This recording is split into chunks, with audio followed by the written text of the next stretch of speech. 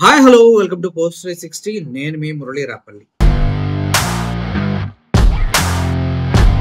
మా నాన్నగారు తెలియకుండా ఒక మందు బాటిల్ కోసం 2 ఎకరాలు రాసి చేశారు సార్. అది 1950s లో. ఇప్పుడు దానికి సంబంధించిన డాక్యుమెంట్స్ ఎవరైతే ఆ స్థలాన్ని అనుభవిస్తున్నారో వాళ్ళ దగ్గర లేవు సార్.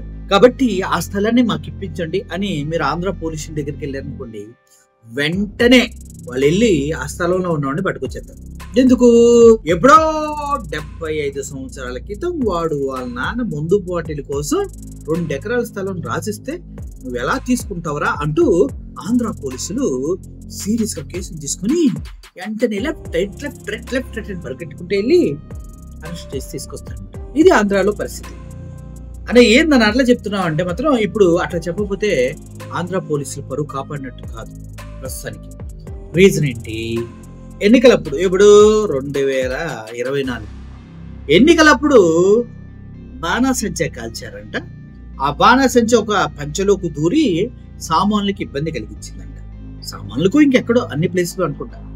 గాయపడ్డాడంట ఆయన. ఇప్పుడు కేసు పెట్టాడు సార్. అంతే కదా.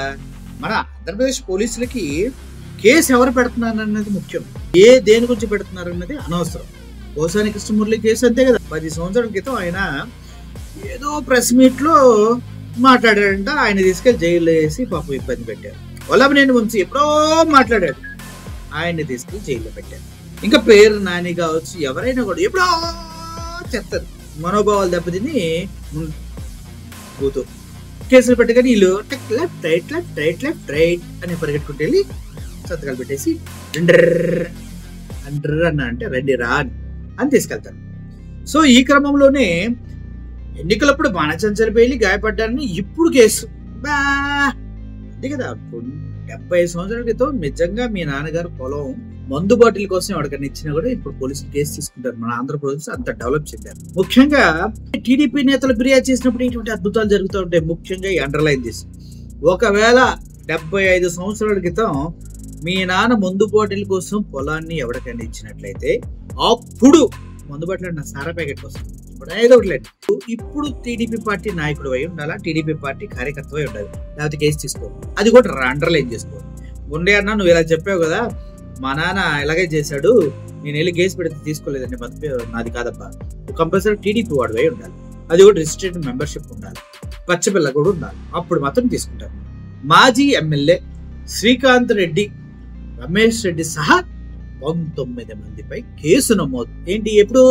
ఎలక్షన్ ముందు బాణాసంచా కాల్చినందుకు గాయపడ్డ 2 టీడీపీ వ్యక్తి కేసు పెట్టినందుకు ఇప్పుడు ఆయన అరెస్ట్ చేశారు. ఆయనతో పాటు శ్రీకాంత్ రెడ్డి, రమేష్ రెడ్డి, ఇంకో 19 మందిని అంట. ఇది ఆంధ్రప్రదేశ్ అంటే, ఇది ఆంధ్రప్రదేశ్ పోలీస్ అంటే ఎంత స్ట్రిక్ట్ పని చేస్తున్నారు చూడండి. ఓకే. అయితే జిల్లా ఎంపీపీ సంఘ అధ్యక్షుడు సుదర్శన్ రెడ్డి అరెస్ట్. సూపర్. సరే, ఎంపీపీ మధ్యలో రేవు సుదర్శన్ రెడ్డిని తీసుకెళ్తున్న ఎస్ఐ రవీంద్ర బాబు అమ్మాయిల్ని, చిన్నపిల్లల్ని మానభంగాలు చేసి చంపుతుంటే ఒక్క కేసు అన్నా యాక్టివ్గా చేశారన్నా? చేయరన్నా. టీడీపీ సో రాయచోటి, లక్కిరెడ్డిపల్లి, అదిగో పులి అంటే ఇదిగో తోక అన్నట్టుగా కూటమి పాలనలో పోలీసులు వ్యవహరించారు. గత సార్వత్రిక ఎన్నికలప్పుడు బాణాసంచా కాల్చడంతో అప్పట్లో తాను గాయపడ్డానంటూ టీడీపీ నాయకులు ఫిర్యాదు చేయడంతో పోలీసులు కేసు కట్టడం విస్తుగొలుపుతుంది.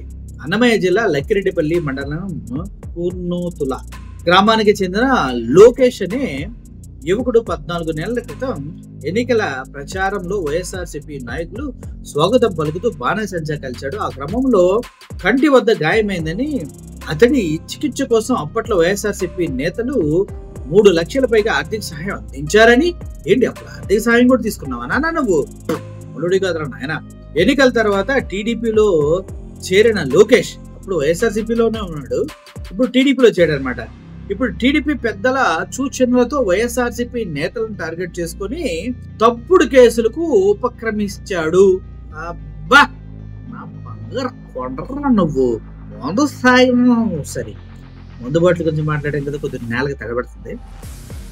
బాబు లోకేశా, నువ్వు వైఎస్ఆర్సీపీలో ఉండి అప్పుడు బాణాసంచా మీరే కాల్చి మీ కంటి దగ్గర నుంచి ఏదో పోతే అప్పుడు మళ్ళీ 3 లక్షలు తీసుకుని మొత్తం చేయించుకొని ఇప్పుడు వైఎస్ఆర్సీపీ నుంచి టీడీపీలోకి చేరి ఎలక్షన్ తర్వాత ఇప్పుడు వైఎస్ఆర్సీపీ వాళ్ళ మీద పైన కేసు పెడుతున్నామంటే నీలాంటి దగులుబాజీ ఎదవలో ఎట్లాగరా ఉంటారు అని అడుగుతున్నారు సార్. ఓకే, వారు బాణం తెచ్చి కాల్చమని చెప్పారు. అది కాల్చినందువల్లనే అప్పట్లో నా కంటికి గాయమైంది. అంటే కాల్చింది కూడా ఇడే. వాడే బాణసంచ దగ్గర వాడు పెట్టుకుని వైసీపీలో ఉన్నాడు కాబట్టి వాడే కాల్చి వాడి కంటికి వాడే బొక్క పెట్టుకొని చివరికి వాడే కేసు పెట్టాడంటే అబ్బాడు కదబ్బాయిడు అంటూ మానవ హక్కుల కమిషన్ ఫిర్యాదు చేశాడు. ఈ విషయమే విచారించాలని మానవ హక్కుల కమిషన్ లక్కిరెడ్డి పోలీసులకు సూచించింది. అదే అవకాశంగా టీడీపీ నేతలు ఒత్తిడి చేయడంతో పోలీసులు కక్షపూరితంగా 326, 420 సెక్షన్లు ఎక్స్ప్లోవేటివ్ యాక్ట్ కింద మాజీ ఎమ్మెల్యే శ్రీకాంత్ రెడ్డి, రమేష్ రెడ్డి ఎంపీపీలు, సంఘ జిల్లా అధ్యక్షుడు లక్కిరెడ్డిపల్లి ఎంపీపీ సుదర్శన్ రెడ్డితో సహా 19 మందిపై అక్రమ కేసులు నమోదు చేశారు.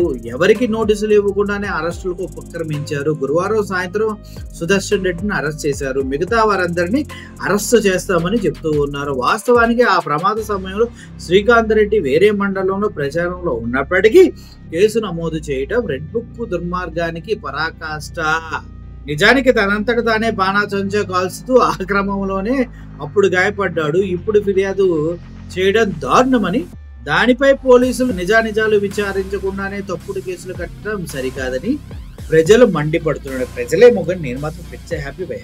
మనోడు బాణాసంచా మనోడి దగ్గర పెట్టుకొని వైఎస్ఆర్సీపీ పార్టీలో ఉండి ఆనందంతో మనోడే బాణాసంచా కాల్చి, ఆ బాణాసంచా కాల్చింది వాడే గాయపడి వైఎస్ఆర్సీపీ నాయకుడై ఉండి గెలిచిన తర్వాత టీడీపీలోకి వెళ్ళి టీడీపీ నాయకుల సలహాతోటి వైఎస్ఆర్సీపీ వాళ్ళపైన ఫిర్యాదు చేస్తూ హ్యూమన్ రైట్స్ కమిషన్ పంపించి హ్యూమన్ రైట్స్ కమిషన్ ద్వారా ఇప్పుడు ఉన్న వాళ్ళపైన కేసులు పెట్టించి చివరికి ఇదంతా జరగడానికి కారణమైన వాడికి వాడే 3 లక్షల రూపాయలు కూడా తీసుకొని, ఓరి నాయనా ఈ తెలివితేటలు రాజకీయ నాయకులకు ఉంటాయి అనుకున్నా నీకు కూడా ఉన్నాయా సామే, నువ్వు మౌడోడు కదా, ఇట్లాంటి ఎదవల్ని ఎందుకు సార్ మన పార్టీలో ఉంచుతారు అంటూ వైఎస్ఆర్సీపీ వాళ్ళు అడుగుతున్నారు సార్.